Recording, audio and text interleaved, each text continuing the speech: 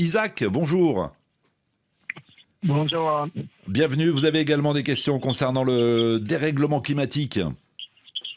Oui, bonjour à tous les auditeurs de la RFI.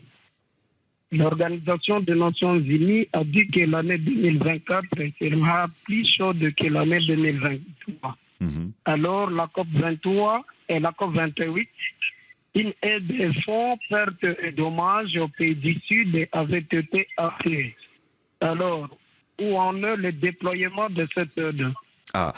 Où en est le déploiement de ce fonds pertes et dommages, hein? Oui, On en avait beaucoup parlé à l'ouverture de la COP28. C'était l'annonce phare. Du premier jour de la COP28, c'était quelque chose sur lequel les pays s'écharpaient depuis des années. Et là, ça avait été acté au tout début de la COP28. Pour rappel, c'est un fonds qui est censé dédommager les pays en développement victimes de catastrophes liées au réchauffement climatique. Parce que le problème, c'est qu'ils consacrent une part de plus en plus importante de leur budget, de leur PIB, à réparer les dommages et du coup n'ont plus assez d'argent pour s'adapter au réchauffement climatique et prendre des mesures préventives entre guillemets. Donc l'idée c'est de créer ce fonds qui vienne les accompagner, ce fonds pour financer les pertes et dommages liés au réchauffement climatique. Donc dont la création a été actée au premier jour de la COP28.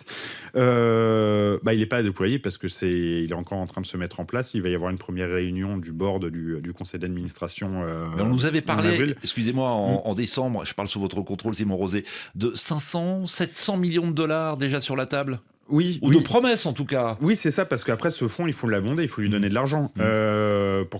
Donc déjà, 700 millions de dollars, ce sont les premières promesses qui sont vraiment pas du tout au niveau par rapport à ce qu'il faudrait. On pense 10, 20, voire 100 fois plus. Mais après, il faut que ça s'organise. Il y a plein de questions. Qui décide? Où va l'argent? À qui? Qu'est-ce qui est une perte et dommages? Est-ce que c'est dû au réchauffement climatique ou pas? Il y a plein de questions à trancher comme ça. Donc, il y a ce conseil d'administration qui va se mettre en place en avril. Donc, le fonds n'est pas opérationnel encore. C'est pas dans l'immédiat. C'est une structure qui est complexe. Et il y a plein d'arbitrages politiques à avoir. Par exemple, la Chine, qui se considère comme pays en développement, l'est-elle réellement? Est-ce qu'elle peut bénéficier de fonds d'argent issus de ce fonds? Et comme je disais, comment on arbitre, sur quelle somme, qui fait les demandes, à qui on donne l'argent? Est-ce qu'on donne directement au gouvernement ou à des projets?